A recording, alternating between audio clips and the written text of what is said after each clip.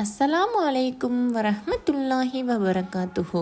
அன்பிற்கினிய அல்லாஹ்வின் நல்லடியார்களே, இன்று நாம் தொழுகையின் முக்கியத்துவத்தை பற்றி பார்க்க இருக்கிறோம். யார் தொழுகையை விட்டு விடுவாரோ திட்டமாக அவர் அல்லாஹ்விடத்தில் செய்து கொடுத்த உடன்படிக்கையை முறித்து விட்டவராவார். அவர் அவரது இறைவனாகிய அல்லாஹ்வை நம்பிக்கை கொள்ளவில்லை, மேலும் அல்லாஹ்வை நினைவு கூறுவதை விட்டும் விலகிவிட்டார். அவனுடைய வாழ்வு எவ்வளவு சீரழிந்து உள்ளது, அவரது உள்ளம் எவ்வளவு குருடாக உள்ளது. அல்லாஹ்வின் தூதர் ஸல்லல்லாஹு அலைஹி வஸல்லம் அவர்கள் கூறினார்கள், முஸ்லிம்களாகிய நமக்கும் இணை வைப்பாளர்களான அவர்களுக்கும் இடையில் உள்ள ஒப்பந்தமானது தொழுகை ஆகும். யார் தொழுகையை விட்டு விடுவாரோ அவர் காஃபிராகி விட்டார். அஸ்ஸலாமு அலைக்கும் வரஹ்மத்துல்லாஹி வபரகாத்துஹு. அன்பிற்கினிய அல்லாஹ்வின் நல்லடியார்களே, இன்று நாம் தொழுகையின் முக்கியத்துவத்தை பற்றி பார்க்க இருக்கிறோம்.